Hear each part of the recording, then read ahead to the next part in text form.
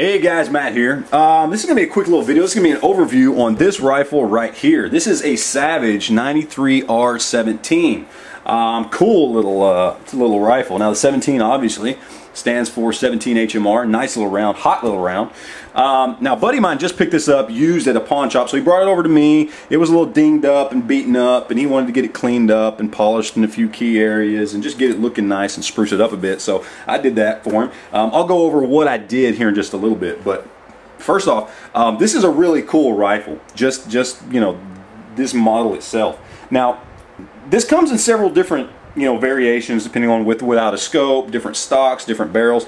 This particular one comes with a 21-inch bull barrel. It's about 40 inches overall length. Because of the barrel, it is pretty heavy. This is comparable to larger caliber rifles that are a little bigger than this. It weighs in at about 6.5 pounds. But it's an absolutely beautiful rifle. I mean, just gorgeous. I mean, it really is. Now, one thing that right about now should be standing out to you guys is that it is a left-handed model rifle. Now, my buddy is not left-handed, but he got such a good deal on this, he just didn't care. Pretty interesting little feature on a rimfire for what you'll be using this for. I don't think it would be that big of an issue. This one does come with the Savage AccuTrigger, which is really nice. Anybody's ever tried one of those AccuTriggers out there? Really good, solid stock triggers. Now, these things usually retail, from what I have seen, in the $300 to $400 range. And in fact, I remember seeing a model once, and I don't remember what the deal was with it. It was probably like a laminate stock with an expensive scope or something, but I saw it running for like $495. But I would say $300 to $400 is the average range for one of these, in a fairly stock condition. Now again, that's going to depend on what barrel it's got, what stock it's got, if it comes with a scope, that kind of thing. I would imagine, although I don't know for sure, that the left-handed models may be a little bit more money. I'm pretty sure they are. but he picked this one up for $250. Now that came with this scope. This is a Trophy XLT, or excuse me, a Bushnell Trophy XLT, which is a 3-9 by 40. It came with a nice double weave sling here. I mean, this thing retails, if you were to buy one of these, about $40. Oh, who knows how much that scope would cost. So all in all, what he got with this deal for $250 was a hell of a deal. So yeah, I don't blame him for picking it up, even though it was a left-handed model. Now what I did to this thing was basically just clean it up. First off, I ironed out, or steamed out I should say, a few dings in the stock. Pretty much just stuff back here that was standing up, or that was dented in. A few little areas down here. I also did one right here, and you can see it right there. So it's still visible, but it's flush now with the surface.